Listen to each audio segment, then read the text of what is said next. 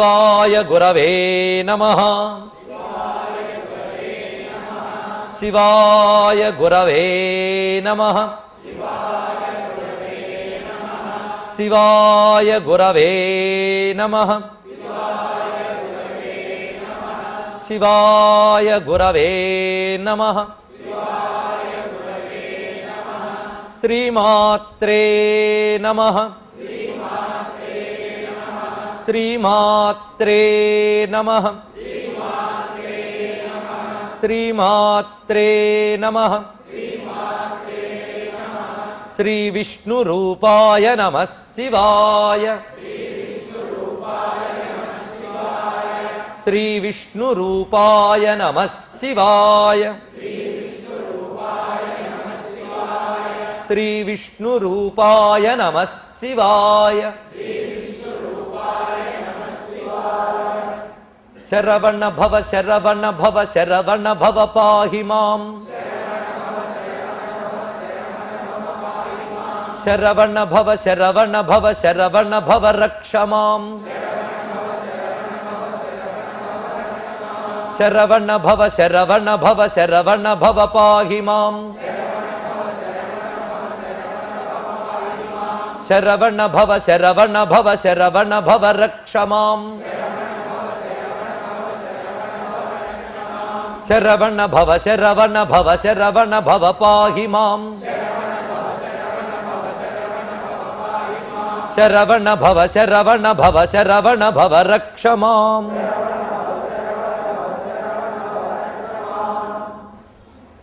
నమో మహద్భ్యో ఋషిభ్యో గురుభ్యో నమః. క్షేత్రాది దేవములందరికీ నమస్కరించి భగవన్మయమైన సభా సదస్సు సవినయ నమస్సులు సమర్పణ చేసుకుంటూ సుబ్రహ్మణ్యోపాసన చేసుకోబోతూ ఉన్నాం. సుబ్రహ్మణ్య తత్వాన్ని భగవద్ అనుగ్రహం వల్ల తెలుసుకునేటువంటి శక్తి లభిస్తున్నది. ఇది ముఖ్యంగా గురుపీఠం. గురుగుహుడు అని సుబ్రహ్మణ్య స్వామి యొక్క పేరు. క్షేత్రం స్కందగిరి. ఈ గురుగుహుణ్ణిచ్చిన గురువుగారు జగద్గురువులు శ్రీ శ్రీ శ్రీ చంద్రశేఖర యతీంద్ర స్వామి వారు. తత్పరంపరగా వచ్చినటువంటి శ్రీ శ్రీ శ్రీ జయేంద్ర సరస్వతి స్వామి వారికి, శ్రీ శ్రీ శ్రీ విజయేంద్ర సరస్వతి స్వామి వారికి నమస్కరిస్తూ గురుగుహ స్మరణతో ఇప్పుడు మనం సుబ్రహ్మణ్య తత్వంలోకి వెళుతూ ఉన్నాం. భారతీయ వైదిక మతం అంతా కూడా మొత్తం 6 విధాలుగా ఉన్నది. దీన్ని మనం షణ్మతాలు అని వ్యవహరిస్తూ ఉంటాం. అది ప్రధానంగా గాణాపత్యం, సౌరము, వైష్ణవము, శైవము, శాక్తేయము, స్కాందము అని చెప్పబడుతూ షణ్మతములు. ఈ 6 మొత్తం వైదిక మతం అంతా కూడా. ఇందులో ఎవరు దేనికి చెందినప్పటికీ కూడా వారందరూ వేదమతానికి చెందినవారే. కానీ 6 కూడా ఒకటే పరతత్వాన్ని చెప్తున్నది. అలాంటి షణ్మతముల యొక్క తత్వాన్ని సుప్రతిష్ఠితం చేసిన మహానుభావులు జగద్గురువులు ఆదిశంకర భగవత్పాదుల వారు. అందుకు ఆయన మనం షణ్మత స్థాపనాచార్య అంటున్నాం. అయితే షణ్మతాల్ని ఈయన సుప్రతిష్ఠితం చేసేరే కానీ కొత్తగా తీసుకురాలేదు ఆయన. ఇది ఉన్నదే, వేదాలయందు ఉన్నటువంటిది. వైదిక దేవతారాధన ఈ 6 విధములైనటువంటి విభాగములుగా ఉన్నది మనకి. ఈ మొత్తంగా ఉన్నటువంటి ఈ తత్వం నుంచే ఏ తత్వమైనా వచ్చింది మనకి. వైష్ణవంలో రామోపాసన ఉండొచ్చు, కృష్ణోపాసన ఉండొచ్చు, నృసింహోపాసన ఉండొచ్చు, కానీ అన్నీ కూడా విష్ణుతత్వంలోకి వస్తాయి. అలాగే శివోపాసనలో ఎన్నో రకాలు, శక్తి ఉపాసనలో ఎన్నో రకాలు, గణపతి ఉపాసనలో చాలా ఉన్నాయి. చింతామణి గణపతి, లక్ష్మీ గణపతి, ఇలా ఒక్కొక్క ఉపాసనలో బహు భేదములు ఉన్నప్పటికీ మొత్తంగా మన వైదిక హైందవ మతాన్ని 6 విధములుగా విభజించవచ్చు. ఇది విభజనే తప్ప వేర్పాటు మాత్రం కాదు. ఈ 6టిని విడదీయడం మాత్రం కుదరదు. ఈ 6 కలిసి ఒకే వేద హృదయాన్ని తెలియజేస్తాయి. అందుకు శంకరులు 6టిని పూజించాలని చెప్పారు. 6టిలో ఏదో ఒక్కటి కాకుండా 6టిని పూజించండి అన్నారు. అయితే మరి ఇష్టదైవం ఉంటుంది కదండి అంటే ఉండొచ్చు. ఇష్టదైవాన్ని ప్రధానంగా పెట్టుకుని మిగిలిన 5టిని ఆ ప్రక్కనే పెట్టి ఆరాధించండి అని షణ్మత స్థాపన చేశారు గురువుగారు. కనుక మనం ఆ షణ్మతాల్లో సుబ్రహ్మణ్య మతం లేదా స్కాంద మతం అని చెప్పుకునే విషయంపైకు వెళుతూ ఉన్నాం.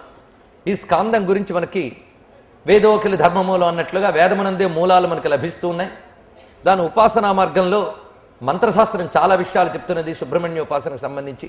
ఆ తర్వాత సుబ్రహ్మణ్యుని యొక్క చరిత్ర ఎక్కడెక్కడ లభిస్తున్నది అని పరిశీలిస్తే పురాణములన్నిటి యందు సుబ్రహ్మణ్య చరిత్ర ఉన్నది.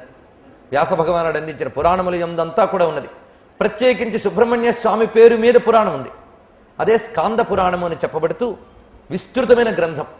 మొత్తంగా ఉన్నటువంటి పురాణ సంఖ్య 4 లక్షలైతే, 18 పురాణాల సంఖ్య కలిపితే 4 లక్షలైతే, స్కాందం 1 లక్ష శ్లోకాలట.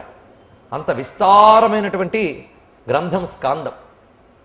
ఆ స్కాందంలో సంహితులుగా విభజించినటువంటి ఒక పురాణము, ఖండములుగా విభజించిన మరో పురాణము, 2 విధములుగా లభిస్తున్న స్కాందం మనకి.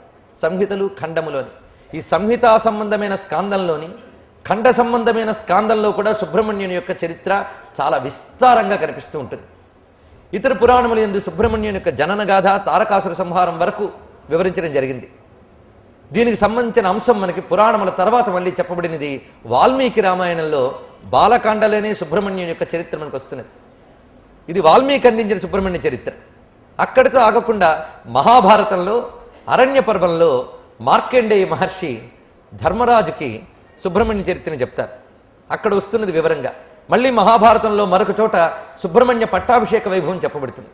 ఇలా భారతంలో 2 చోట్ల సుబ్రహ్మణ్య తత్వం ప్రస్తావిస్తూ కనిపిస్తుంది.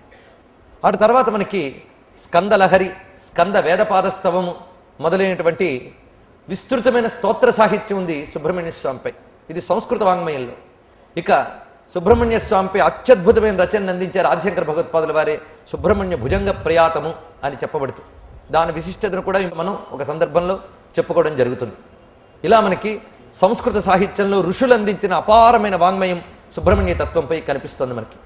ఆ తర్వాత గేయ వాంగ్మయాల్లో వాగ్గేయకారులు చాలామంది సుబ్రహ్మణ్యుని కీర్తించిన వాళ్ళు ఉన్నారు. త్యాగరాజస్వామి వారు, ముత్తుస్వామి దీక్షితుల వారు ఇత్యాదులు సుబ్రహ్మణ్యుణ్ణి కీర్తన చేశారు. ఆ తర్వాత ద్రవిడ వాంగ్మయంలో తమిళం దేశంలో చాలా వాంగ్మయం పుట్టినది. ఇక తెలుగులో కూడా ఏం తక్కువేం లేదు. తిక్కన గారు చాలా అద్భుతంగా తీర్చిదిద్దారు సుబ్రహ్మణ్య చరిత్రని.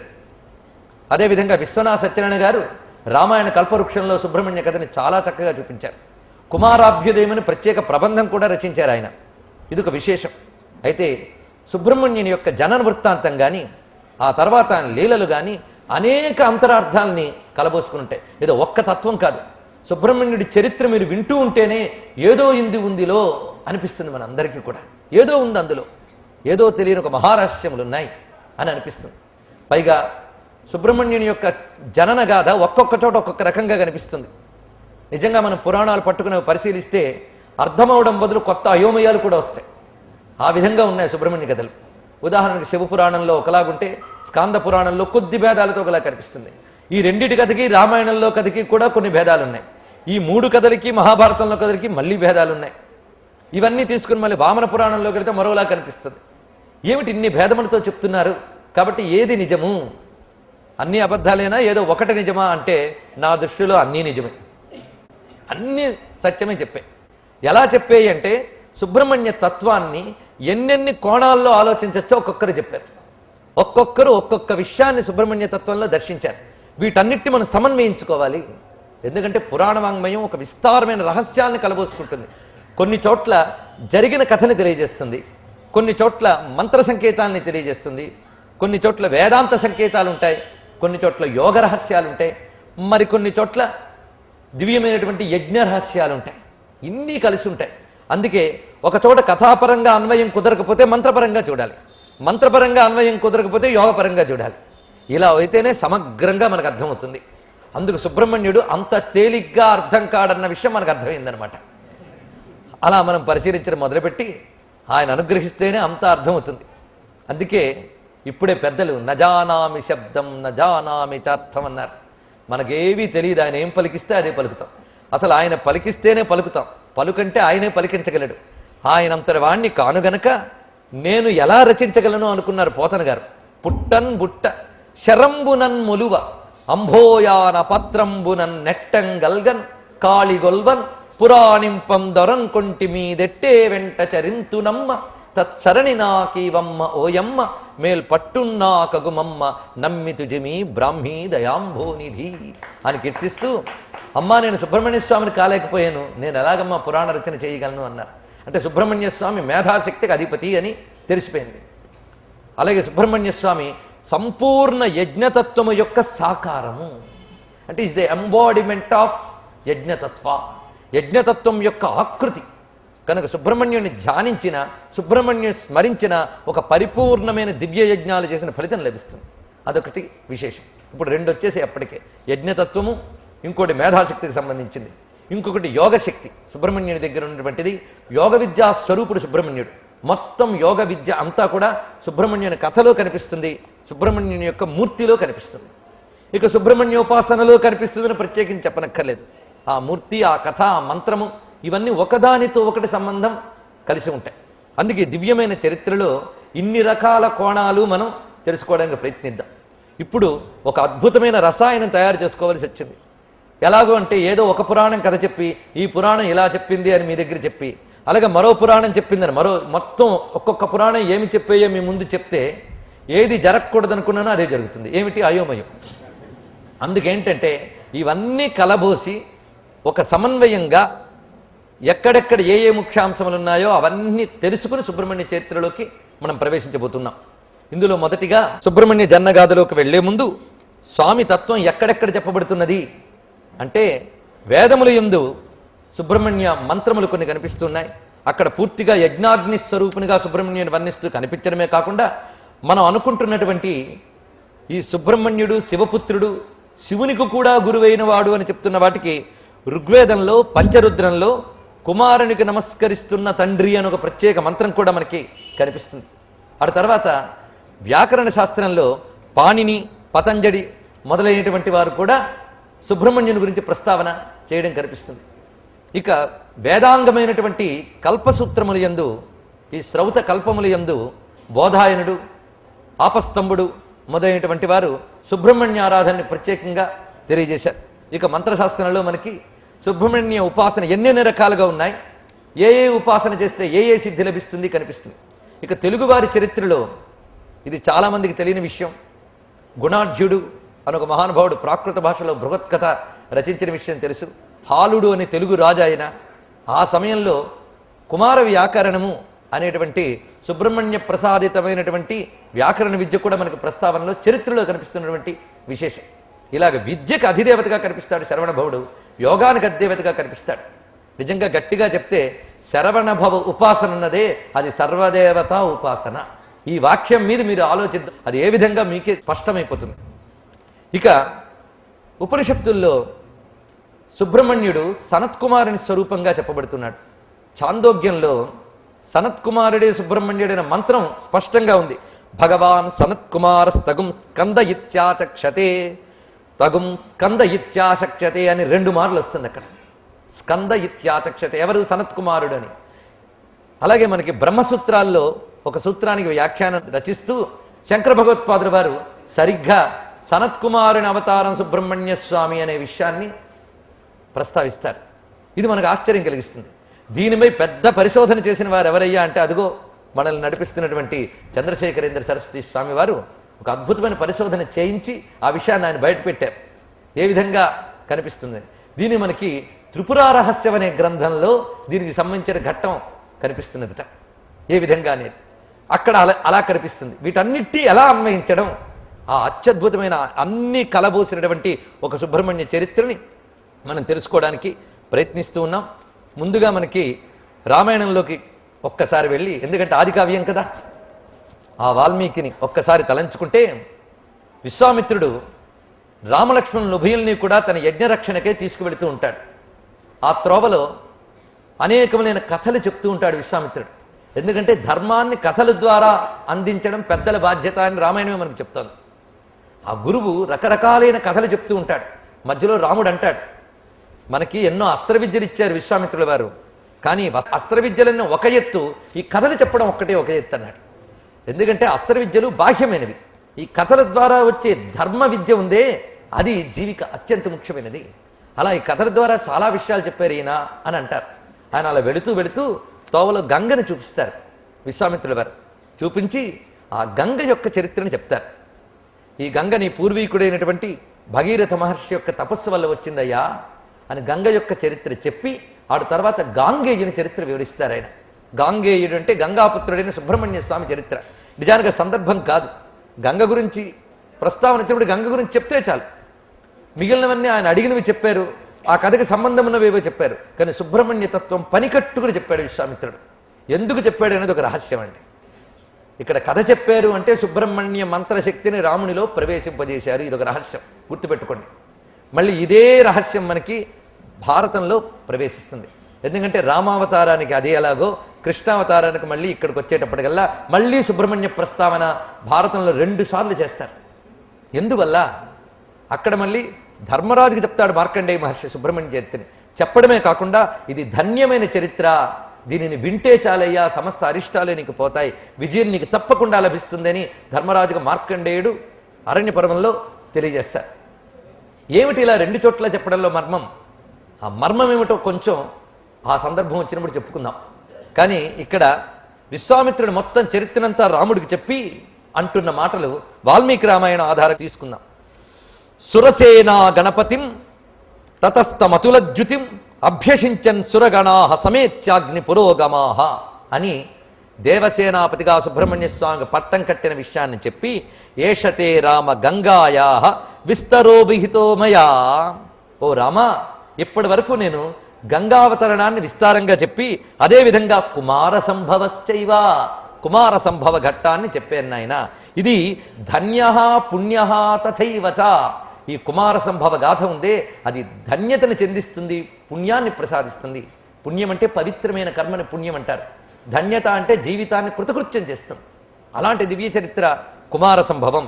ఈ కుమార సంభవం అనే మాట మొట్టమొదటి వాడిన మహాత్ముడు వాల్మీకి మహర్షి. ఆ మాటను తీసుకుని కాళిదాసు కుమార సంభవం అని గొప్ప గ్రంథాన్ని రచించారు. ఎందుకంటే ఆయనకి ఆదర్శ కవి వాల్మీకి, కాళిదాసుకి. ఆ కారణం చేతనే వాల్మీకి వదిలిన 2 శబ్దాలు రఘువంశం అనే మాట, కుమార సంభవం అనే మాట వాల్మీకి విడిచిపెట్టిన మాటలు. ఆ 2 మాటలు తీసుకుని 2 కావ్యాలు తయారు చేశాడు ఆయన. అందుకే మధురిమ ఫణితీనాం మార్గదర్శి మహర్షి అని వాల్మీకిని మనం అంటూ ఉన్నాం. ఆ విధంగా కుమార సంభవం కాళిదాసు రచించడానికి కూడా ఈ వాల్మీకి అన్న మాటే కనిపిస్తుంది. అయితే కుమార సంభవం పుస్తకం మీరు దగ్గర తీసుకుని చూస్తే కుమార సంభవం తప్ప మిగిలినంతా ఉంది ఆ పుస్తకంలో. కుమారస్వామి పుట్టడం ఎక్కడా చెప్పడు ఆయన. అందులో అంతా పార్వతీ కళ్యాణ గాథ వివరిస్తారు. శివపార్వత కలిసి విహరిస్తున్నారు అని చెప్పేశారు, అంతే. మరి దానికి కుమార సంభవం పేరు ఎలా పెడతాం? అందుకు ఒక పండితుడు బయలుదేరి ఉత్తర కుమార సంభవం అని మరొకటి రచించాడు. కుమారస్వామి పుట్టడం ఇవన్నీ రాసి అది కాళిదాసుకి పుస్తకానికి అంటించాడు ఆయన. కానీ కాళిదాసు హృదయం ఏంటంటే శివపార్వతుల యొక్క విహారంతో ఆపేయడంతో ఈ కుమార సంభవం తర్వాత మనం పెట్టుకోవాలన్నమాట. అంటే శివపార్వతులు కలిసేరు అంటే వారి ఐక్యం సుబ్రహ్మణ్య తత్వమే అని చెప్పడం ఆయన యొక్క ఉద్దేశం. ఆ రహస్యంతో ఆయన కుమార సంభవం అని పేరు పెట్టి ధన్యత చేయించారు. అసలు కుమార అని సుబ్రహ్మణ్యుని తలంచుకోగానే మనకు వద్దన్నా 2 గుర్తొస్తారండి, అంతే కదండి. కొడుకు అనగానే ఏం గుర్తొస్తుంది? తల్లి తండ్రి గుర్తొస్తారు, సహజం అది. కనుక కొడుకు అనగానే తల్లి తండ్రి గుర్తొస్తారు. కనుక ఈ అబ్బాయి గారు ఒక్కరు అమ్మని అయ్యని గుర్తు చేశారు మనకి, అది విశేషం. అందుకు కుమార అనగానే గుర్తొచ్చేది వాళ్ళిద్దరు. అందుకు బాగా ఆలోచిస్తే కుమారస్వామి ఉపాసన అంటే శివశక్తుల ఐక్య ఉపాసన. ఇప్పుడు పరమాచార్యుల వారు ఒక మాట చెప్తారు. పరమాచార్యుల వారు అంటే మహాస్వామి చంద్రశేఖరేంద్ర సరస్వతి స్వామి వారు అందరికీ తెలుసు. కానీ మరొకసారి ఆయన పేరు అందామని కుతూహలంతో నేను అంటున్నాను. అక్కడ ఆయన ఒక చక్కని మాట చెప్పారు. అమ్మకి కొన్ని ఇష్టం, అయ్యకి కొన్ని ఇష్టంట. ఇద్దరికి కామన్ ఇష్టాలు కొన్ని లేవు. ఏం చేస్తాం? ఇంట్లో ఆవిడకి కొన్ని నచ్చితే ఆయనకి కొన్ని నచ్చుతాయి. ప్రేమ ఉన్నప్పటికీ అభిరుచులను ఏం చేస్తామండి? ఇప్పుడు సంపెంగ పువ్వు తీసుకొచ్చాం. శివపార్వతులు ఇద్దరు ఎంత అర్ధనారీశ్వరులైనా ఇద్దరికీ కలిపి వేయడానికి లేదు. సంపెంగ పువ్వు అమ్మవారికి వేయొచ్చుట, అయ్యవారికి సంపెంగ పువ్వు నిషేధం. అలాగే మొగలి అమ్మవారికి పెట్టచ్చు, అయ్యవారికి పెట్టకూడదు. ఇలా బోల్డ్ అయి కూర్చున్నాయి. అక్కడ నివేదనల్లో కూడా చాలా ఉన్నాయి. కానీ ఏది వేసినా అటుది ఇటు వేసినా ఇటుది అటు వేసినా చక్కగా తీసుకునేవాడు సుబ్రహ్మణ్య స్వామి. ఆయనకి మీరు ఏది వేసినా నిషేధం లేదు అక్కడ. అందుకు శివశక్తులు ఇద్దరినీ కలిపి ఏ ఆటంకం లేకుండా పూజ చేసుకోవచ్చు అంటే సుబ్రహ్మణ్య స్వామి పూజ చేసుకుంటే చాలు. ఎందుకంటే ఆ శివశక్తుల ఏకత్వం ఆయన దగ్గర పండిందనమాట. అది ఇక్కడ కనిపిస్తుంది. అసలు సుబ్రహ్మణ్యుడు పార్వతీ పరమేశ్వరుడు అనే ఒక ఉపాస్య మూర్తిని మనకు మంత్రశాస్త్రం చెప్తోంది. అది మనం ఆంధ్రదేశంలో పెద్ద పట్టించుకోవడం లేదు. కానీ ఈ క్షేత్రానికి రావడం అలవాటు చేసుకోండి, బ్రతుకులు ధన్యం ఎలా అవుతాయో మీకే తెలుస్తుంది. ఇక్కడ మీరు రోజు తిరుగుతూ ఉంటే ఒక అద్భుతమైన విషయం కనిపిస్తుంది. ఇక్కడ స్వామికి సోమాస్కందమూర్తి అని ఒక ఉపాస్యమూర్తి ఉంది. ఇక్కడ సోమాస్కందం, ఇది చాలా గొప్ప మాట. ఇది కాంచీ క్షేత్రంలో దర్శించారు దీక్షితుల వారు, ముత్తుస్వామి దీక్షితుల వారు. చింతయ మాకందమూల కందం చితశ్రీ సోమాస్కందం అంటారు ఇక్కడ. సోమాస్కందం ఇదే సుబ్రహ్మణ్య తత్వం. ఇది శివుని పేరండి. సోమాస్కంద అంటే శివుడు. ఎలా వచ్చింది ఆయనకి పేరంటే సా ఉమాస్కంద సోమాస్కంద, ఉమాదేవితోనూ స్కందుడితోనూ కూర్చున్నాయన అని అర్థం. ఎలా కూర్చుంటాడో మూర్తిని వర్ణించారు. ఈ మూర్తిని ఉపాసించిన వాళ్ళల్లో మొట్టమొదటివాడు నారాయణుడు. ఆయన ఉపాసించేట సోమాస్కందమూర్తిని. ఆ తర్వాత నారాయణ దగ్గర నుంచి సోమాస్కంద ఉపాసన తీసుకున్నటువంటి వాడు ఇంద్రదేవుడు. ఇంద్రుడి నుంచి సోమాస్కంద ఉపాసనని తీసుకుని భూమి మీద వ్యాపింపజేసిన వాడు ముచుకుందుడు. ముచుకుందుడు సుబ్రహ్మణ్య భక్తుల్లో చాలా గొప్పవాడు. ఈయన సోమాస్కందుని ఉపాసన చేసి పంచనద క్షేత్రం అని చెప్పబడేటువంటి తిరువారూరులో ఆ సోమాస్కందమూర్తిని ప్రతిష్ఠ చేశాడు ఆ మహానుభావుడు. ముచుకుందుడి కాలం నుంచి వస్తుంది. ఈయన మాంధాతకు కూడా పూర్వీకుడైనటువంటి వాడని చెప్తారు. అలాంటి ఆ ముచుకుందుడి చేత ఆరాధింపబడ్డ ఈ సోమాస్కందమూర్తిలో సా ఉమా స్కంద మూడున్నాయట. దీని రహస్యం ఏమిటి అంటే శివుడు సత్ పదార్థము. సత్ అంటే ఎప్పుడూ ఉండే శాశ్వత తత్వమే శివుడు. అలాంటి ఆయనలో చిచ్చక్తి ఉంది. ఆ చిచ్చక్తి యొక్క స్పందన వల్లనే జగత్తంతా ఆవిర్భవిస్తున్నది. కనుక ఈ సత్తు చిత్తు ఈ రెండిటితో పాటు మూడవది ఒకటి ఉంది, అది ఆనందము అని. కనుక సత్ శివుడు, చిత్ అమ్మ, ఆనందం సుబ్రహ్మణ్య స్వామి అన్నారు. కనుక ఈ సోమాస్కంద ఉపాసనలో సచ్చిదానంద పరతత్వం పూర్ణంగా కనిపిస్తున్నదేని ఒక అద్భుతమైన దర్శనం మనకి గోచరిస్తుంది. మూడు కలిపి ఒక పూర్ణతత్వం. అంతేకాదు విశ్వమంతా కూడా ఈ మూడింటిలో ఉంది. దీనికి మీరు కాస్త ఆలోచిస్తే మీకే తెలిసిపోతుంది. ఎందుకంటే ఈ జగత్తంతటికి మూలం జగన్మాతా పితరులు. అందరూ ఒప్పుకుంటామది. ప్రపంచ మాతా పితరౌ ప్రాంచౌజాయాపతిస్తు మహా జగత పితరౌ వందే పార్వతీ పరమేశ్వర్. కనుక అవ్యక్తమైనటువంటి పరమేశ్వరుడు, వ్యక్తమైనటువంటి ప్రకృతి, ఈ రెండిటి యొక్క యోగం వల్ల ఈ విశ్వమంతా జరుగుతున్నది. కనుక విశ్వమంతా ఏ స్థానంలో ఉంది? వాళ్ళకి పుత్రస్థానంలో ఉందన్నమాట. విశ్వమంతా పుత్రస్థానంలో ఉన్నది. దానికి కారణస్థానంలో వాళ్ళిద్దరున్నారు. కనుక మాతాపితరులు అంటే ఏమిటో కాదు, కారణులు అని అర్థం. కారణస్థానంలో ఉన్నటువంటి వారు ఆ కారణాల నుంచి వచ్చిన విశ్వ చైతన్య శక్తి ఏది ఉందో అది సుబ్రహ్మణ్య స్వామి. కనుక జగత్తంతా కూడా ఈ మూడే, మరొకటి కాదు మీకు. ఆ పార్వతీ పరమేశ్వర తత్వము, కుమారతత్వం. కనుక విశ్వవ్యాపకమైన శివశక్తుల యొక్క సంకేతమే సుబ్రహ్మణ్యుడు. ఈ విశ్వం ఎంత వ్యాపించిందండి? ఎంత వ్యాపించినా మనం ఒక్క రకంగా చెప్పుకోవచ్చు. 4 దిక్కులా వ్యాపించింది విశ్వం. 4 దిక్కులేనా? కాదు, ఊర్ధ్వము అధా ఈ రెండు కూడా వ్యాపించింది. మొత్తంగా ఎంత చెప్పుకున్నా ఈ 6 తప్ప మరొకటి ఉందా చెప్పండి. ఈ విశ్వమంతా 4 దిక్కుల వ్యాపించింది. ఊర్ధ్వము అధా కలిపితే ఎన్ని అయ్యాయి? 6. అందుకు 6 మోముల వాడు అయ్యాడైనా. అందుకు విశ్వవ్యాపకమైన మహాశక్తిని సుబ్రహ్మణ్యతత్వంగా షడాననుడు అని మనం ఉపాసన చేస్తున్నాం. ఈ విషయాన్ని శివశక్తుల ఏకత్వాన్ని చెప్తూ మనకి స్కందలహరి చాలా చక్కటి మాట చెప్తోంది.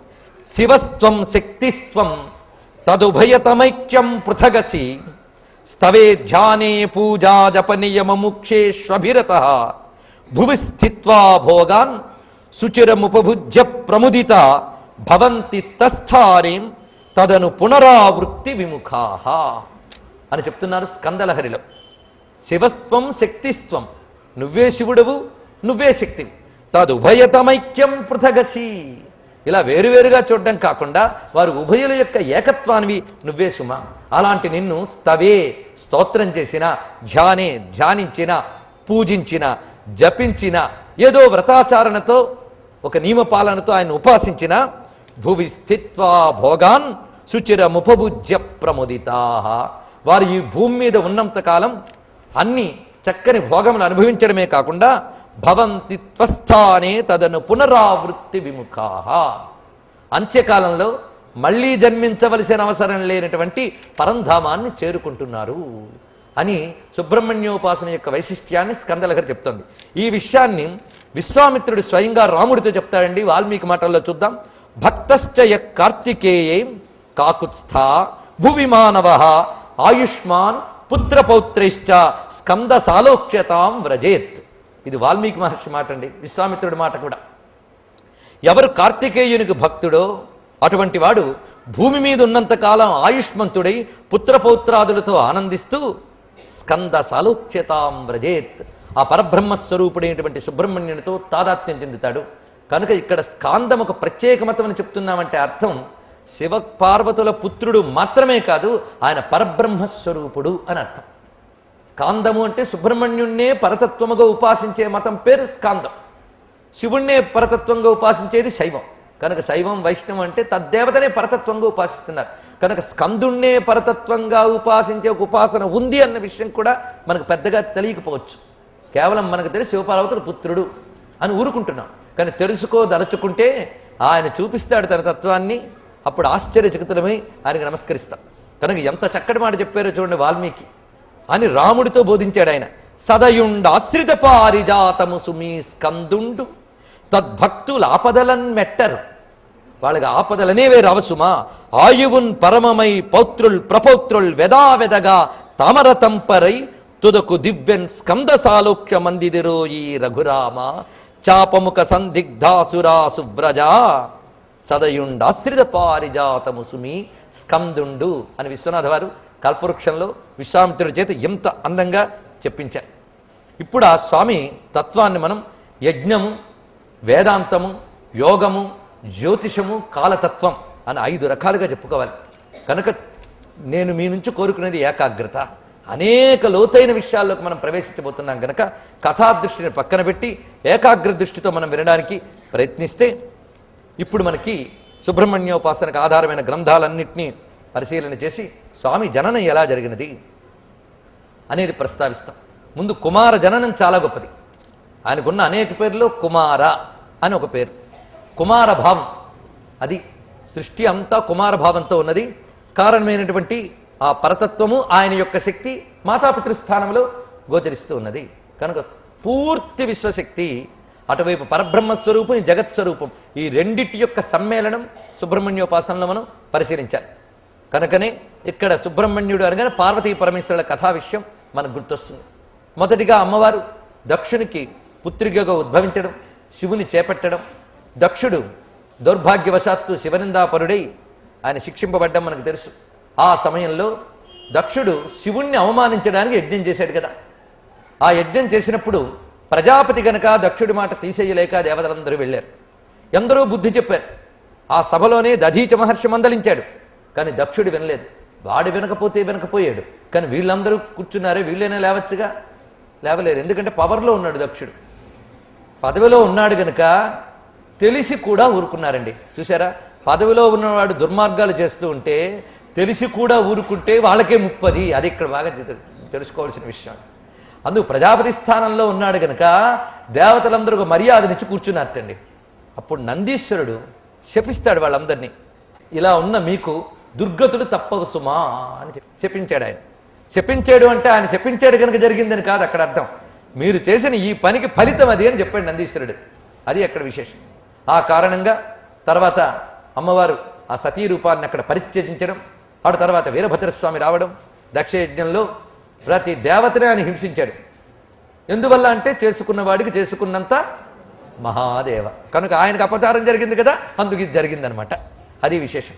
ఆ కారణం చేత మొత్తం అందరూ శిక్షింపబడ్డారు. ఎవరినైనా శిక్షించగలిగే దేవతలకే తప్పలేదు. వాళ్ళు చేసిన అపరాధాన్ని అనుభవించారు. ఆ సమయంలో నందీశ్వరుడు ఇచ్చిన శాపం పూర్తి అయిపోయింది అనుకున్నారు, కానీ ఏం పూర్తి కాలే. శివుడైతే క్షమిస్తాడు కానీ ప్రకృతి క్షమించదండి. అదే అక్కడ విశేషం. శివనిందకుణ్ణి ప్రకృతి క్షమించదు. ఆ కారణం చేత మళ్ళీ శివుడు దయామయుడే దక్షుడికి మేకతల ఎతికించి దెబ్బతిన్న దేవతలందరినీ స్వస్థుల్ని చేసి, కొందరికి ప్రాణాలు పోయే, కొందరికి ఇంద్రియాలు పోయే, వాళ్ళందరికీ అవన్నీ ఇచ్చాడు ఆయన.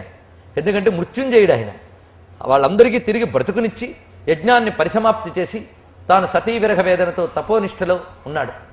ఆ సమయంలో నందీశ్వరుడి శాపం ఇంకా ఉంది కదా, అందుకే దేవతలకి దుర్గతులు పట్టే యోగం వచ్చింది. ఆ కారణం చేత ఒకప్పుడు ఒక రాక్షసుడు, ఆ రాక్షసుని యొక్క పుత్రిక సురస అని ఆమె. ఈ సురస వేరు, మనకి సుందరకాండలో వచ్చే సురస వేరు. ఆమె వేరు, ఈమె వేరు. అఖిలసేనుడు అనేటువంటి రాక్షసునికి సురస అనే పుత్రిక ఉండేది. అతడు ఏమనుకున్నాడంటే, మా దైత్యులు ఈ దేవతల వల్ల ఎప్పుడూ బలహీనలైపోతున్నారు, ఎలాగైనా ఈ దైత్యులకి గొప్ప బలమున్న సంతానం ఒకటి కావాలి. అటువంటి వాడు ఈ దైత్యులందరికీ దిక్కుగా నిలిచి వీళ్ళు మొత్తం దేవతల్ని ఓడించి దైత్యులకు రక్షణని ఒక ఉన్నత స్థానాన్ని ఇవ్వాలి అని తప్పించిపోతున్నాడు. అయితే ఉత్తమ సంతానం కావాలి అంటే ఒక మహర్షి వల్లనే సాధ్యమవుతుంది, ఒక తపోనిష్ఠుడి వల్లనే దొరుకుతుంది. కానీ తపోనిష్టలో ఉన్న వాళ్ళందరూ సాకారం దేవతలకే ఉంటుంది కనుక తపోనిష్టలో ఉన్నటువంటి వాడి తేజం ఆసురీయోనియందుగాని ఉద్భవిస్తే ఆ వచ్చిన వాళ్ళకి తపస్సు అనేది అంటుతుంది. అప్పుడు వాళ్ళ తపస్సును కొనసాగించితే దైత్యుల బలం పెరుగుతుంది. ఎందుకంటే భౌతిక బలంతో అందరినీ జయించలేని తపోబలంతోనే జయించవచ్చని రాక్షసులకు కూడా తెలిసిపోయిందండి. అందుకు వాళ్ళు ఏం చేశారంటే ఈమెకు మాయలు నేర్పెట్ట, ఎవరికి? సురస్కి. ఆ మాయతో ఎన్ని రకాలైన ఇంద్రజాల విద్యలన్నీ ప్రదర్శించి మాయలో ముంచే శక్తిని అప్పచెప్పాడు. అప్పుడు ఆమె తిన్నగా దేవతలకు కూడా తండ్రి అయినటువంటి కశ్యప ప్రజాపతి ఆయనను మోహింపజేయడానికి వెళ్ళి ఆయన తపోనిష్టలో ఉండగా చుట్టూ కూడా ఒక ఆశ్చర్యకరమైన ఆహ్లాదకరమైన వాతావరణాన్ని సృజించి తన యొక్క సౌందర్య విన్యాసాలతో ఆయన మనస్సును రంజింపజేసి ఆయన ద్వారా మొత్తం 4 సంతానాన్ని కన్నదిట ఆవిడ. ఒకడు శూరపద్ముడు, రెండవ వాడు సింహముఖుడు, మూడవ వాడు తారకాసురుడు. వీళ్ళు 3 మగవాళ్ళు. ఇక 4వది అజాముఖి అనేటువంటి రాక్షస స్త్రీ, అజాముఖి. వీళ్ళ ఆకారాలు ఎలా ఉంటాయంటే సింహముఖుడు, దీనికి నేను అర్థం చెప్పక్కర్లే, వాడు ముఖం ప్రధానంగా సింహవదనంతో ఉంటుంది.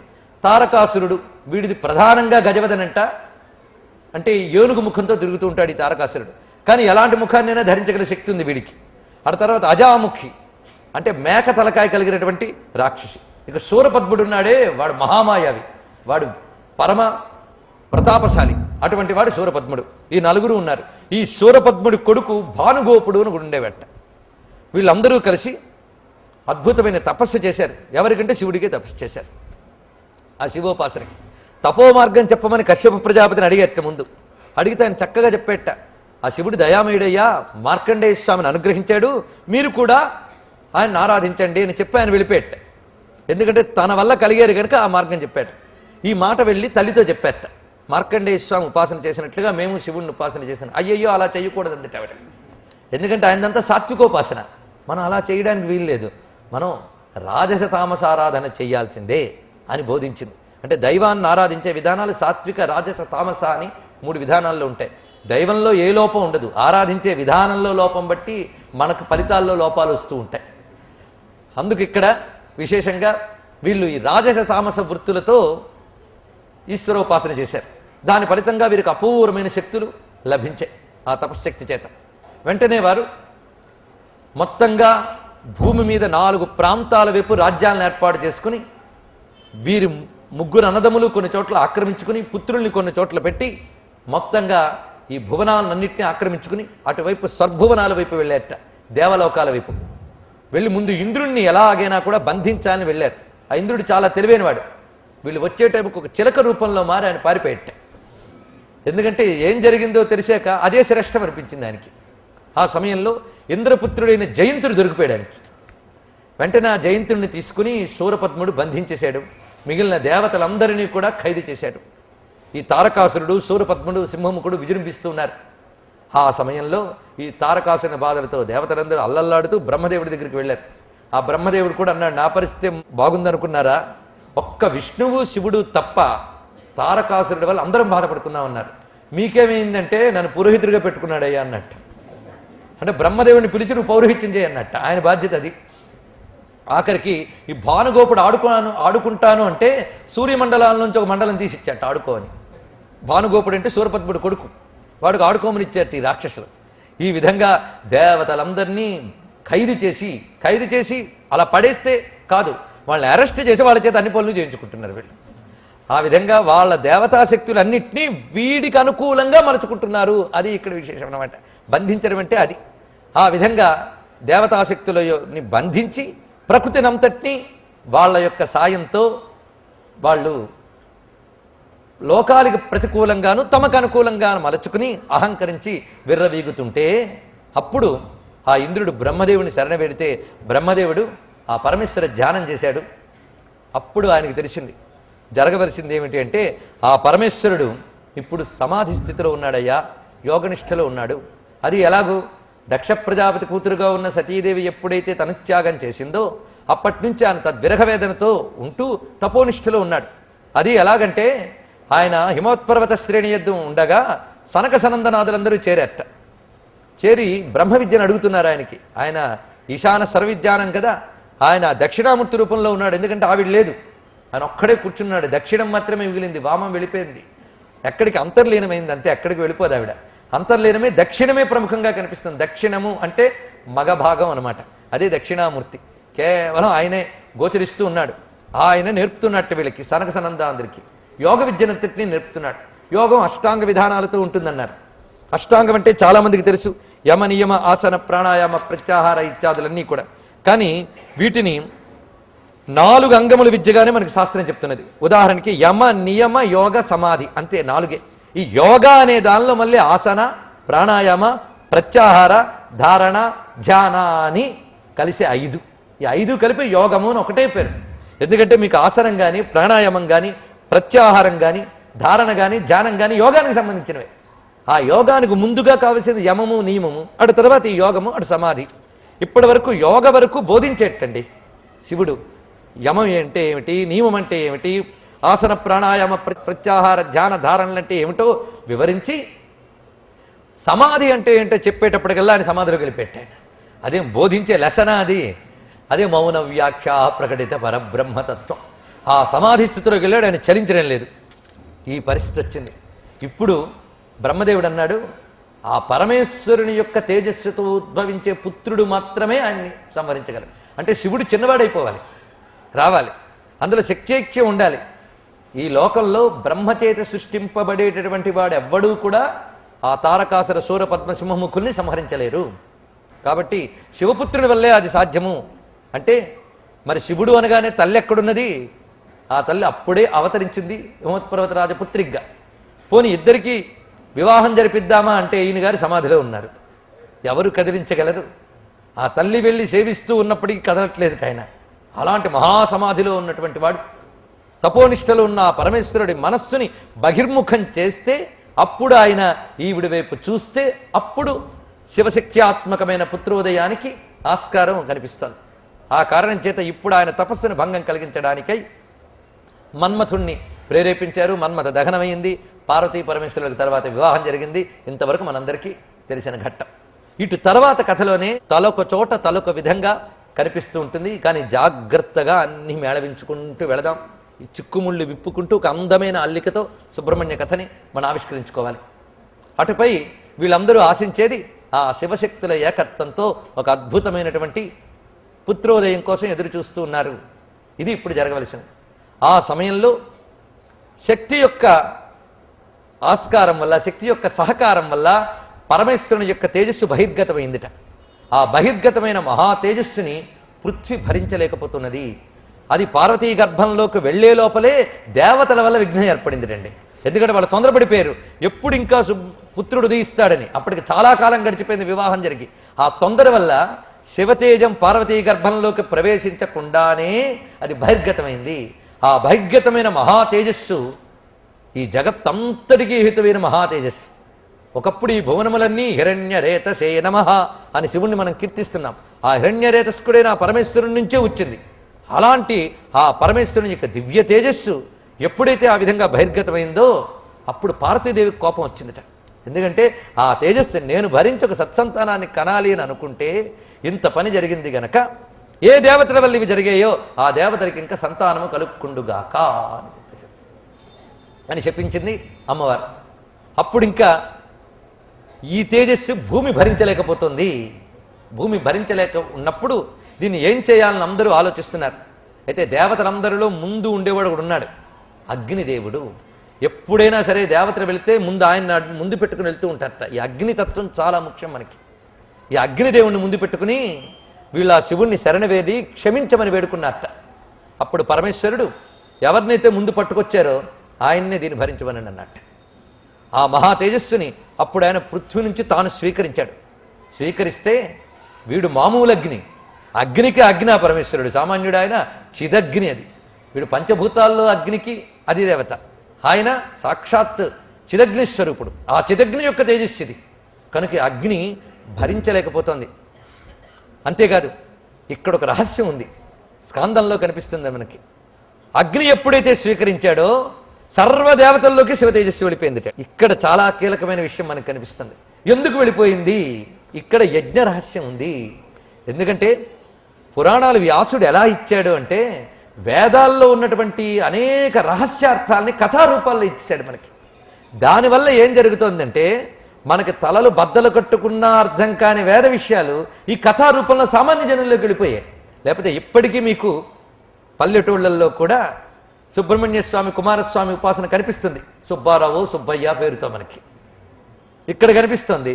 అదేవిధంగా ద్రవిడ దేశంలో అయితే అతి సామాన్యులు కూడా వేల్మురుగన్ అని పిలుస్తూ కావళ్ళు పట్టుకుని ఆయన క్షేత్రాలకు తిరుగుతూ ఉన్నారు. ఇంత సామాన్యుల దాకా ఎలా వెళ్ళింది? పురాణం వల్ల. కేవలం వేదంతోనే హిందూ మతం ఆగిపోయి ఉంటే ఇలా నిలిచేది కాదు. కనుక వేద మతం పురాణ మతం అవ్వడం వల్లే నిలిచింది. కనుక వేదాన్ని సామాన్య జనుల దగ్గరికి తీసుకురావడానికి వ్యాసుడు చేసిన మహాప్రయత్నం ఏంటంటే పురాణ విద్యావిష్కరణ. దానిలో ఏం చేశాడంటే యజ్ఞ రహస్యములను నిక్షిప్తం చేశాడు. అయితే జరగలేదని కాదు నేను అనేది, జరిగిన కథలో ఇన్ని రహస్యాలు ఉన్నాయని. ఎందుకంటే అది ఎర్త్ ప్లేన్లో జరిగిన కథ కాదు, ఇది డివైన్ ప్లేన్లో జరిగినటువంటి కథ. అది భౌతికమైన స్థాయిలో జరగలేదు, దివ్యత్వ స్థాయిలో జరిగింది. దివ్యత్వ స్థాయిలో జరిగిన ఏ కథకైనా ఇన్ని రహస్యాలు ఉంటాయి. కేవల భౌతిక దృష్టితో చూడరాదు. దేవతా దృష్టి, దేవతల విషయం భౌతిక దృష్టితో ముందు చూస్తాం, అది మన పరిధి. కానీ దేవత యొక్క అసలు స్థితి అది కాదు. అందుకు ఉపాసన చెయ్యగా చెయ్యగా చెయ్యగా అసలు అదేమిటో అర్థమవుతుందండి. ఇక్కడ రహస్యం చూడండి. దేవతలందరిలోకి శివ తేజస్సు వెళ్ళిపోయింది. వాళ్ళెవరూ భరించలేకపోతున్నారు. పైగా అమ్మవారు చెప్పేశారు మీకు ఇంకా సంతానం ఉండదని. కనుక ఆ తేజస్సు వాళ్ళ గర్భాల్లో దాగిపోయింది, బయటికి రావడం లేదు. ఈ స్థితిలో పైగా భరించలేకపోతున్నారు ఆ మహా తేజస్సుని. ఎందువల్ల అంటే అగ్ని గురించి వేదం ఒక మాట చెప్తుంది, అగ్ని ముఖా వై దేవాహ అని. దేవతలకి అగ్నిముఖులు అని పేరు. ఎందుకంటే మన శరీరంలో ఇంద్రియాలన్నిటికీ శక్తి కావాలి. ఇంద్రియాలన్నిటికీ శక్తి కావాలని చెప్పి మనం చేతికి అన్నం తినిపిస్తామా, కాలికి అన్నం తినిపిస్తామా? ఇంద్రియాలన్నిటికీ శక్తి రావాలంటే నోట్లో పడేస్తాం, అంతే కదా. ఈ నోట్లో పడేస్తే అది లోపలికి వెళ్ళి పచనమై రసమై సర్వేంద్రియములకు పంచబడుతుంది. ఈ ప్రక్రియే మనకి యజ్ఞములో కనిపించేది, మరేంటో కాదు. లోపల ఒక యజ్ఞగుండం ఉందా? సోగ్రభుగ్ విభజన్ తిష్టన్నాహారమజర కవి. అక్కడ ఒక ఆయన ఉన్నాడు, ఆ అగ్ని, ఆ అగ్నిలోకి పంపించేయాలి. అది ముఖావై, ముఖముఖ అగ్ని, లోపల మరొక అగ్ని, కనుక రెండు అగ్నులు ఇందులోకి పంపించిస్తే అది పచనం చేసి రసమై మొత్తం పంచేవాడు ఎవడైపోయాడు? ఈయన. కనుక దేవతలందరికీ ఈయన పంచేవాడు. ఇది తీసుకెళ్ళి అక్కడ ఇస్తున్నాడు. కనుక ఈయన్ని దూత అన్నారు.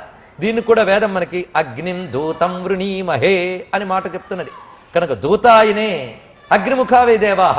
దేవతలందరికీ కడుపు నిండాలి అంటే అగ్నిలో వేయాలంట. అందుకే ఇంద్రాయ స్వాహ ఇంద్రాయ ఇదన్నమమా అని అగ్నిలో వేస్తున్నాం. స్వాహ అని అగ్నిలో వేయగానే అగ్ని ఏం చేస్తున్నాడు? అది తీసుకువెళ్ళి వాళ్ళకి ఇస్తున్నాడు. అలా ఇవ్వగలగాలంటే అగ్నికి ఏం లక్షణం ఉండాలి? ఇప్పుడు మన శరీరంలో ప్రతి ఇంద్రియానికి ఇవ్వగలగాలి అంటే ఆ లోపల ఉన్నవాడికి ఇంద్రియములన్నీ తానైన ఒక తేజస్సు లోపల ఉండాలి. అలాగే సర్వదేవతాత్మకమైన తేజస్సు అగ్ని. ఈ అగ్ని సింబల్, శివతేజం అగ్నిలో పడింది అంటే అర్థం ఈ అగ్ని సాక్షాత్తు పరమేశ్వర స్వరూపుడు. అది ఇక్కడ అర్థం చేసుకోవాల్సింది. ఇది కూడా మనకు వేదంలో రుద్రో యయేషదగ్ని అని చెప్తూ ఉన్నారు. ఎందుకంటే ఇక్కడ యజ్ఞస్వరూపుడుగా సుబ్రహ్మణ్యుని తత్వాన్ని చెప్పడానికి ఈ ముక్కలు మీకు చాలా అవసరం. అగ్నిముఖావే దేవాహ గనక అగ్నిలో పడిన శివతేజస్సు అంటేనే దేవతలందరికీ వెళ్ళిపోయింది. అది రహస్యం అన్నమాట. ఈ దేవతలందరిలోకి వెళ్ళిపోతే వాళ్ళు ఎవరూ భరించలేకపోతున్నారు. అప్పుడు మళ్ళీ ఈయన దగ్గరికి వచ్చారండి. ఏ సమస్య అయినా పరిష్కరించాల్సింది ఈయనే. ఈ లోపల పార్వతీదేవి ప్రసన్నం మాత్రం కాలేదు. శివుడు చల్లబడ్డాడు కానీ ఆవిడ చల్లబడలేదు. ఎందుకంటే తన గర్భంలో పెరగవలసిన తేజస్సు ఇలా జరిగిపోయింది ఈ దేవతల వల్ల అని ఆవిడకి చాలా బాధగా ఉంది. అప్పుడు స్వామి అన్నట్ట, నీకు తృప్తి కలిగిన ఒక మంచి సంతానం నీ ద్వారానే వస్తుంది, అది జరుగుతుందిలే. ఇప్పుడు రాబోయేవాడు కూడా మన ఇద్దరి ఏకత్వంతోనే వస్తాడు అని కూడా చెప్పాడు. అలాగా అమ్మవారిని ఊరడించగా అమ్మ యొక్క ఒంటి నలుగులో పుట్టిన పెద్ద అబ్బాయి గారు గణపతి. అది అమ్మవారిని ఊరడించగా పుట్టాడు ఆయన గణపతి. అక్కడ ఇంకా సేనాపతి ఆవిర్భావం జరగాలి. ఎప్పుడైతే ఈ దేవతలందరూ వచ్చి వేడుకున్నారో పరమేశ్వరుడు ఏం చేశారంటే, మీ అందరిలో ప్రవేశించిన నా యొక్క తేజస్సు బహిర్గతమయ్యేటట్టుగా నేను అనుగ్రహిస్తున్నాను, వమనం చేయండి అన్నట్టు. అప్పుడు వారందరి నుంచి వారి ప్రయత్నం లేకుండా బయటకు వచ్చేసింది శివ తేజస్సు. ఈ బయటకు వచ్చే కాడికి వాళ్ళలోకి ఎందుకు వెళ్ళాలి? అన్ని ప్రశ్నలు వేసుకోవాలి. ఎందుకు వెళ్ళాలి అంటే ఆ పుట్టబోయేవాడు సర్వదేవతాత్మకుడైన వాడు ఒకడు ఉద్భవిస్తున్నాడు. అది ఇక్కడ రహస్యం అనమాట. అది దీనిలో చెప్తున్నాడు. మీరు సరిగ్గా మన యొక్క పారాయణ గ్రంథాలన్నీ యుద్ధ విద్యలే. ఇదొక పెద్ద రహస్యం. రామాయణము చదువుకునిచున్నాం. ఏముంది అందులో? రాముడు బయలుదేరి రావణ్ణి చంపే వరకు మనకు రెస్ట్ లేదు, ఆయనకి రెస్ట్ లేదు, రావణుడికి రెస్ట్ లేదు. ఆఖరికి రావణుడు చస్తే పట్టాభిషేకం చేసుకుని అమ్మయ్యా అని అంటున్నాం. మనం యుద్ధ విద్యను పారాయణ చేసుకుంటున్నాం. భారతము అంతే. కృష్ణుడు పుట్టిన దగ్గర నుంచి ఎప్పుడు చంపుతాడా, ఎవరిని చంపుతాడా అని వెతుక్కునేటప్పటికి మనకి అయిపోతుంది. అదో ఉత్సాహం. ఆఖరికి అమ్మవారి చరిత్రలు చదువుకుంటే మహిషాసుర భండాసుర ధనుజుల సంహారంకి అదే కథ. ఏమిటి ఇందులో ఏదో చెప్తున్నారు. మళ్ళీ ఆ ఈవారిది సుబ్రహ్మణ్య స్వామి గారి కథ ఆ కథే. రాక్షస సంహారం కోసమే జరుగుతుంది. ఏమిటి ఇందులో ఉన్నటువంటి పరమార్థం? అన్ని యుద్ధ విద్యలైనా మనం చదవాలి అంటే ఒక హింసాత్మకమైన హారర్ స్టోరీస్ చదువుకునే మతమా హిందూ మతం అనొచ్చు ఎవడైనా దుర్మార్గుడు. మీకు సమాధానం రెడీగా ఉండాలి కదా. అందుకు నేను చెప్తున్నాను ఇక్కడంతా కూడా. ఎందుకంటే ఘర్షణ వల్లే శక్తి వస్తుంది. ఎప్పుడైనా సరే ఘర్షణ వల్ల శక్తి వస్తుంది. ఇక పెద్ద రూల్ అది. అంతేకాదు హిస్టరీ ప్రూఫ్స్. హిస్టరీ ఏం చెప్తుందంటే యుద్ధం వల్ల అనేక విద్యలు విజ్ఞానాలు ఆవిష్కరింపబడ్డాయట. అదేమిటని నేను పెద్ద పెద్ద ఉదాహరణలు ఇవ్వలేను, నాకంటే మేధావులు హిస్టరీ తెలిసిన వాళ్ళు ఉన్నారు. యుద్ధాల వల్ల అనేక విజ్ఞానాలు ఆవిష్కరింపబడ్డాయట. అదొక రహస్యం. అంతేకాదు బ్రతుకు నిత్య యుద్ధం, మనకి నిత్యం ఘర్షణ. ఇదెంచుకోవాలా అదెంచుకోవాలా, అదో ఘర్షణ. లోపల సాత్విక ప్రవృత్తి ఉండవలను అని అంటాడు, చెప్పేవాడు వాడు మానని చెప్పిపోతాడు. మనం ఉంచుకోవద్దు. పక్కన ఆసురీ ప్రవృత్తి లేస్తూ ఉంటుంది, రజోగుణం తమోగుణం. ఎంత చెప్పినా అది పోదు. రెండిటికి ఘర్షణ. ఈ బ్యాలెన్స్ తెచ్చుకునేటప్పటికి నిత్య ఘర్షణ. ఈ నిత్య ఘర్షణ శక్తిలో ఆసురీ శక్తులు తగ్గి దైవశక్తి రావాలి. ఈ ఘర్షణలో విజయం కావాలి. అందుకు ఈ కథలన్నీ మనకి ఏం చేస్తున్నాయంటే ఆసురీ శక్తుల యొక్క దమనము జరగాలి, దైవీ శక్తుల యొక్క విజృంభణ జరగాలి. ఇది మన యొక్క తపన. అందుకోసం మన చండీ సప్తశతి ఎందుకు పారాయణ చేస్తున్నాం? ఆసురీ శక్తులు నశించాలి, నాలో ఉన్నవి నశించాలి. సమాజాన్ని ఆవరించుకొని ధర్మాన్ని భ్రష్టు పట్టించే ఆసురీ శక్తులు ఎప్పటికీ ఉన్నారు, ఎక్కువ ఉన్నారు. అప్పుడు ఒక్క మహిషాసురుడు ఒక్క భండాసురుడేమో, ఇప్పుడు ప్రతివాడు అలాగే కనిపిస్తున్నాడు. కనుక ఇప్పుడు ఇంకా అవసరం, సుబ్రహ్మణ్య స్వామి అవసరం ఇప్పుడు చాలా ఉంది. అందుకు చెప్పుకుంటున్నాం మనం ఈ 3 రోజులు. సుబ్రహ్మణ్య స్వామి అవసరం ఉందని గుర్తు చేస్తేనే రావణ వధ జరిగింది. అదొక రహస్యం. సుబ్రహ్మణ్య స్వామి అవసరాన్ని గుర్తు చేస్తేనే భారత యుద్ధం జరిగింది. అది లింక్. ఎందుకు రామాయణంలో ఎందుకు భారతంలో చెప్పారంటే అది రహస్యం. అందుకు మనమందరం ఇక్కడ కూర్చొని మరో సుబ్రహ్మణ్యుని అవతారం కోసం ప్రార్థన జరపాలి. ఈ రహస్యం చెప్పిన వారు కావ్యకంఠ వాసిష్ఠ గణపతి ముని రమణ మహర్షి. ఆ విషయం మళ్ళీ చెప్తాను నేను. ఇవన్నీ రహస్యములు. కనుక ఆసురీ శక్తుల దమనం కోసమే శివ తేజస్సు దేవతలందరిలోంచి వచ్చింది అంటే అర్థం ప్రధానమైన పరమేశ్వర తేజస్సుతో పాటు సర్వదేవతా శక్తుల్ని గర్భీకరించుకున్న ఒక మహాతేజం ఆవిర్భవించింది. అదంతా కలెక్టివ్గా ఒక చోటకు వచ్చిందిట. అది చూస్తూ ఉన్నాడు ఇంద్రుడు, మన అగ్నిదేవుడు. ఇన్నేం చేయాలి ఇప్పుడు అన్నాడు. ఒక పంచే, నువ్వు భరిస్తావా వీళ్ళందరికీ వెళుతుంది, నువ్వు కూడా భరించలేకపోతున్నావు. కాబట్టి దీన్ని జాగ్రత్తగా పట్టుకుని సరి అయిన చోటు మాఘమాసంలో చల్లని వేళ పావనమైన గంగలో స్నానం చేస్తూ ఎవరైనా స్త్రీ కనిపిస్తే వారి యందు ప్రవేశింపజేయు అని చెప్పేటండి ఈయనకి. అప్పుడు బయలుదేరాడు అగ్నిదేవుడు మహా తేజస్సుని పట్టుకుని. ఎందుకంటే చలివేళ ఎవరైనా కోరుకునే దేన్ని? అగ్నిని కోరుకుంటారు. కాబట్టి ఈయన ఏం చేశాడు? సప్తర్షుల భార్యలు మాఘవ్రతం చేస్తూ ఆ మాఘస్నానం చేస్తూ ఉదయవేళ వాళ్ళు సరిగ్గా స్నానం చేస్తూ ఉంటే గంగలో ఆ చలికి అక్కడికి అగ్నిదేవుడు వెళ్ళి కూర్చున్నట్ట. మహావేడి ఉండగానే ఈ చల్లని ఉన్న వాళ్ళకి అక్కడికి వెళ్ళి కాచుకోవాలనిపించింది. కానీ అందరూ పతివ్రతలైనప్పటికీ కూడా అరుంధతి ఈ సప్తర్షుల భార్యల్లో ఆ అరుంధతి మాత్రం వీళ్ళ వెళ్ళబోతుంటే ఆపిందట.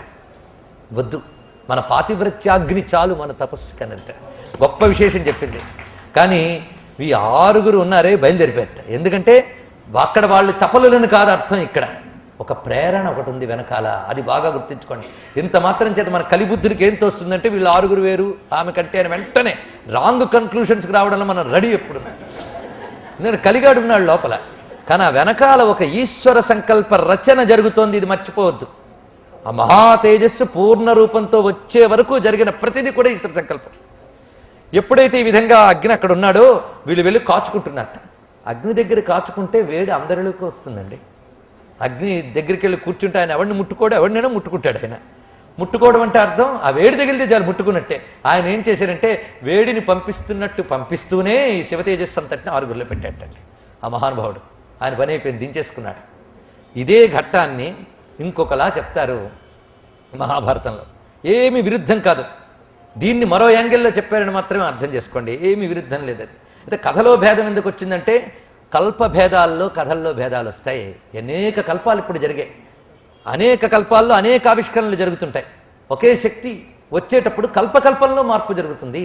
అందుకు పురాణ కథల్లో ఒకదానికి భేదం ఏంటంటే కల్పభేదాలు. అందుకు పురాణకర్త ఒక భూమి మీద ఒక కాలంలో జరిగిన కథను రాయలేదు అని మనకు అర్థమైపోతుంది. వ్యాస మహర్షి తపోదృష్టితో అనంత కల్పాల వైపు దృష్టి పరిచాడు. ఆయన ఆ పరిచినప్పుడు ఒక్కొక్క కల్పంలో జరిగిన ఒక అద్భుత ఘట్టాన్ని తీసుకుని బహుపురాణాల్లో క్రోడీకరించాడు. అందువల్ల పురాణాల్లో మనకి చిన్న చిన్న భేదాలు కనిపిస్తాయి. ఇవి కల్పాల్లో జరిగిన కథాభేదాలు, కానీ తత్వభేదాలు మాత్రం ఎక్కడా ఉండవు. సమన్వయం ఒకే రొటీన్ కథ జరిగితే బోరింగ్ ఉండొచ్చు, అందుకే చిన్న చిన్న మార్పులు ప్రతి దానిలో కనిపిస్తూ ఉంటాయి మనకి కల్పభేదాల్లో. అలా మనం పరిశీలించినట్లయితే మహాభారతం వైపు మనం వచ్చినప్పుడు ఒక అద్భుతమైన ఘట్టం కనిపిస్తుంది. అగ్ని యొక్క వంశం గురించి చాలా అద్భుతంగా చెప్తాడు మార్కండేయ మహాముని ధర్మరాజుకి. అది కానీ మీరు జాగ్రత్తగా పరిశీలించితే అగ్నిలో ఇన్ని వెరైటీస్ ఉన్నాయా అని ఆశ్చర్యం వేస్తుంది. అగ్నిదేవుడు ఉన్నాడు, ఆయన కొడుకు ఈయన కొడుకు ఆయనకు 10 మంది కొడుకులు, 10 మంది కొడుకులకి ఇంతమంది కొడుకులు, వాళ్ళకి ఇంతమంది కూతుర్లు, ఇలా మొత్తం ఉంటుంది. ఇది నిజానికి మనకు అర్థం కావడానికై కొడుకులు కూతుర్లు అని చెప్పారు, కానీ అగ్నిలో ఉన్న డిఫరెంట్ ఎనర్జీస్ అవన్నీ కూడా రకరకాల శక్తులు. అగ్ని అంటే ఒక్కటేనా అండి? అగ్ని నుంచి ఎన్ని తీస్తున్నాం మనం? విద్యుత్ అగ్ని వల్ల వస్తుంది, అలా అగ్ని నుంచి వేడిమి వస్తుంది, అగ్ని నుంచి కాంతి వస్తుంది, ఎన్ని రావడం లేదు. అగ్ని నుంచి ఎన్నెన్ని శక్తులు పొందవచ్చు. అగ్ని మనలో జఠరాగ్నిగా ఉంది, సముద్రంలో బడవాగ్నిగా ఉంది, ఆఖరికి పచనాగ్నిగా పాకాగ్నిగా బయట కనిపిస్తుంది. ఎన్ని రకాలు లేవండి. ప్రతిదానిలో అంతర్గతమై అగ్ని ఉన్నది. కనుక ఇన్ని రకాలైన అగ్నులు తేడా. యజ్ఞానికి వినియోగించే అగ్ని వేరు, పాకానికి వినియోగించే అగ్ని వేరు, అది విశేషం. ఇన్ని రకాలు ఉన్నాయి. మన పొయ్యిలో అగ్ని వెలిగించే అగ్నిహోత్రం అండి అంటే కూడదు. అది అగ్నిహోత్రం అంటే ఏ అగ్ని యందు నువ్వు హుతము చేస్తున్నావో అది అగ్నిహోత్రం. అర్చనకి యోగ్యమైనది అగ్నిహోత్రం. అందుకని వంటకు వాడే అగ్నిహోత్రం కాదు.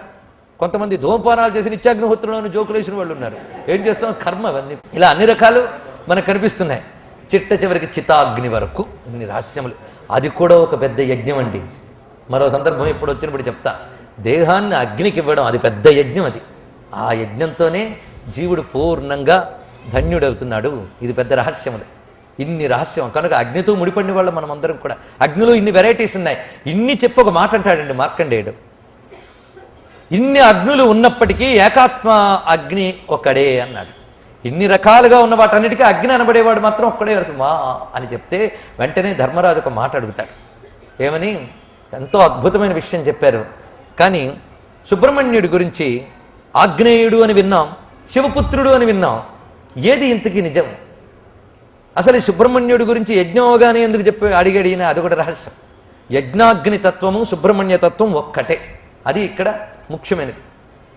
ఆ కారణం చేత ఈ ప్రశ్న వేస్తే దానికి చెప్పడం మొదలుపెట్టాడు ఆయన.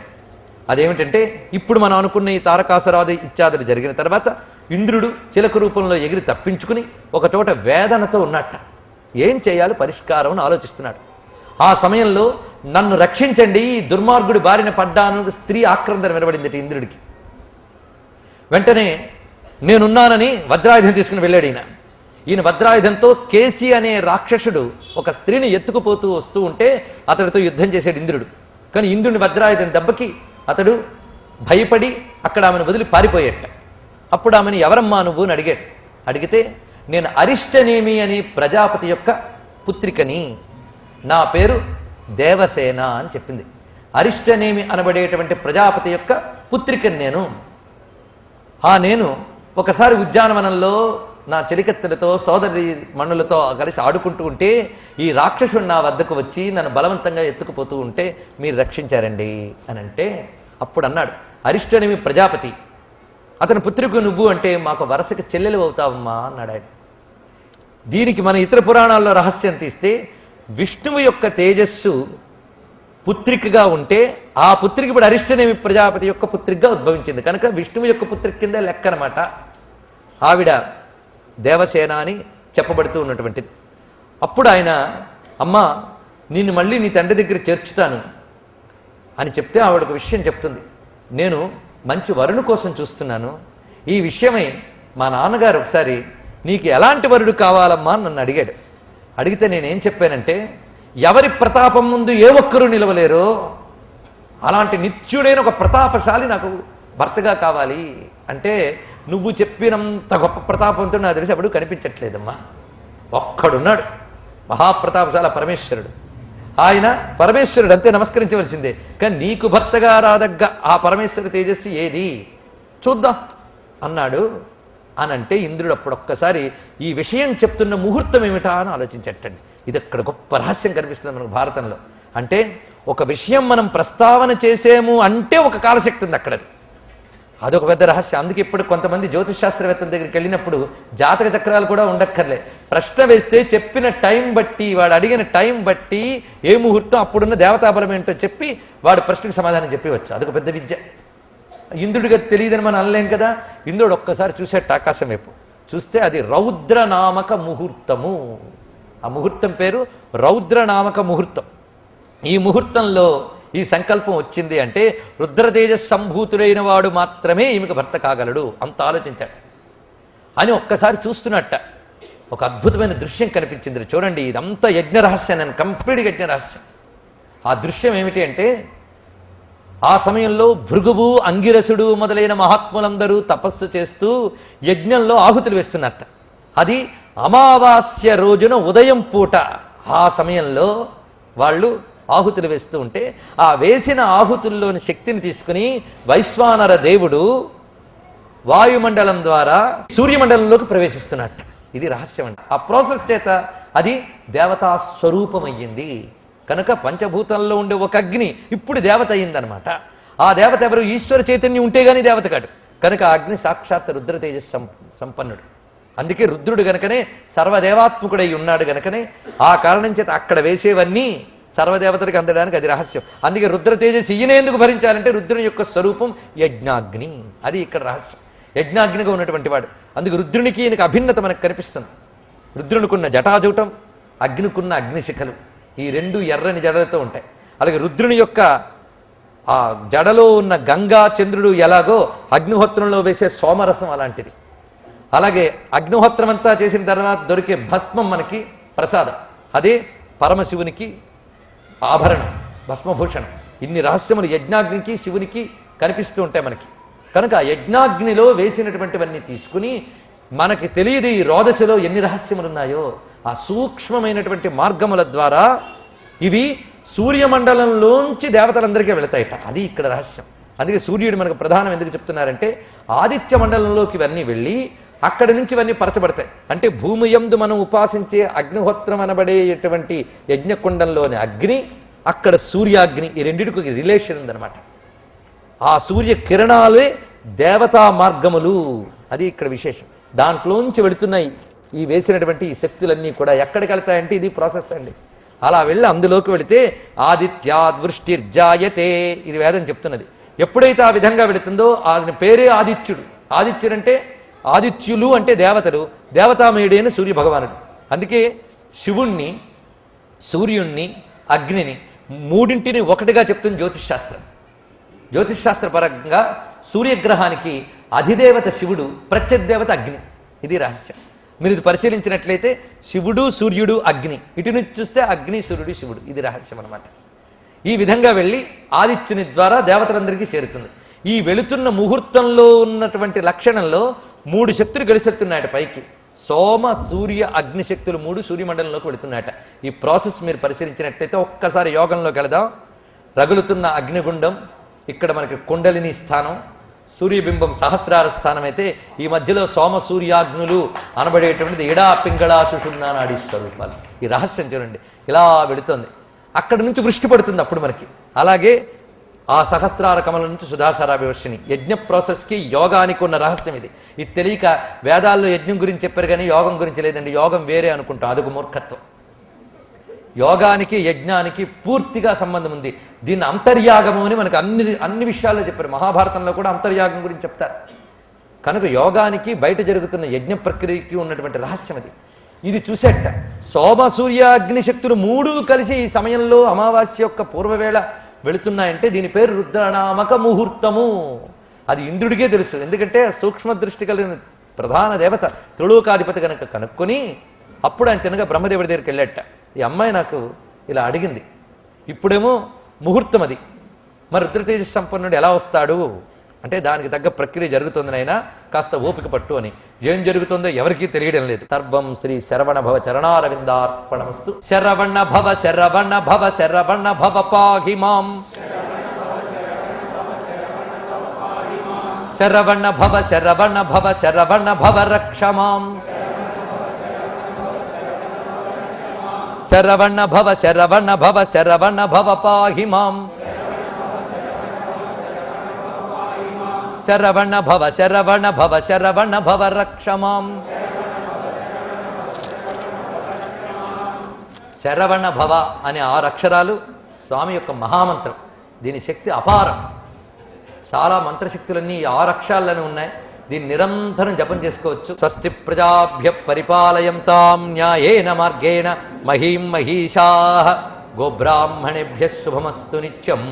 లోకాః సమస్తాః సుఖినో భవంతు. కాలే వర్షతు పర్జన్యః పృథివీ సస్యశాలినీ. దేశోऽयं క్షోభరహితో బ్రాహ్మణాः సంతు నిర్భయాः. అపుత్రాः పుత్రిణः సంతు పుత్రిణः సంతు పౌత్రిణः. అధనాः సధనాः సంతు జీవంతు శరదాం శతం. మంగళం కోసలేంద్రాయ మహనీయ గుణాత్మనే చక్రవర్తి తనూజాయ సార్వభౌమాయ మంగళం. వేద వేదాంత వేద్యాయ మేఘశ్యామలమూర్తయే పుంసాం మోహనరూపాయ పుణ్యశ్లోకాయ మంగళం. వసుదేవసుతం దేవం కంసచాణూరమర్దనం దేవకీ పరమానందం కృష్ణం వందే జగద్గురుం. సర్వమంగళమాంగళ్యే శివే సర్వార్థసాధికే శరణ్యే త్రయంబకే గౌరి నారాయణి నమోస్తుతే. నమః శివాయ సాంబాయ శాంతాయ పరమాత్మనే మృత్యుంజయాయ రుద్రాయ మహాదేవాయ మంగళం. శ్రీమద్రమారమణ గోవిందో హరి. నమః పార్వతీపతయే హర హర మహాదేవ. జయ జయ శంకర హర హర శంకర. జయ జయ శంకర హర హర శంకర. జయ జయ శంకర హర హర శంకర.